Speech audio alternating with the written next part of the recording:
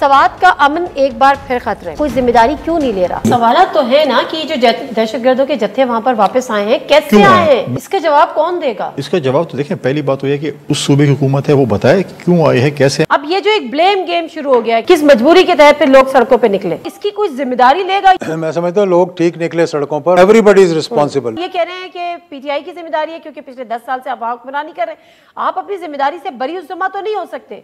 दीदी, बरी उज़्ज़मा कोई नहीं हो सकता। और जैसे इजाजुल हक साहब ने फरमाया कि जितने भी स्टेक होल्डर्स इस वक्त सिस्टम में मौजूद हैं उन सबको जिम्मेवारी लेनी पड़ेगी। लेकिन थोड़ा सा हिस्टोरिकल बैकग्राउंड इसका समझने की कोशिश करते हैं। जब 2009 में ऑपरेशन स्टार्ट हुआ था राह हक, उस वक्त भी सवात में ऑपरेशन हुआ था। उस वक्त इस ऑपरेशन आर्मी ने हैंडल किया था और फेडरल गवर्नमेंट की उस वक्त डायरेक्शन हुआ करती थी।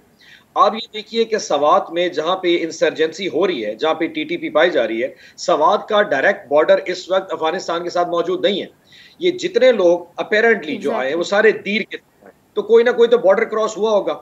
अपेरेंटली कोई ना कोई इस वक्त निगोशिएशन जो गवर्नमेंट पाकिस्तान की है वो शायद काबुल में चल भी रही है टीटीपी के साथ। और इससे पहले कि वो निगोशिएशन खत्म हो पाती, जो टीटीपी के लोग हैं वो वापस आना शुरू हो गए थे।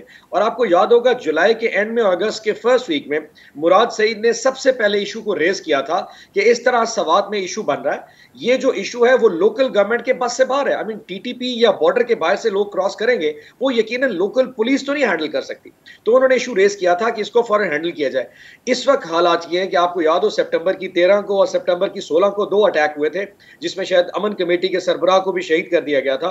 और आज से ये 4 दिन पहले जिस तरह ड्राइवर को शहीद किया और बच्चियों को गोली मारी गई। अब हालात आगे बढ़ते जा रहे हैं। अब आप ये समझें कि वहां पे जो लोकल मशायरीन है उनका रोल तो बिल्कुल होगा। इंतजामिया भी एक एडेड बैलेंस किस्म की सपोर्ट तो प्रोवाइड कर सकती है, लेकिन जो फ्रंट एंड सपोर्ट है वो फेडरल गवर्नमेंट की होगी या फिर उसके बाद एस्टैब्लिशमेंट हमारे फौज के जो इदारों की होगी कि उनसे क्या बात करते हैं।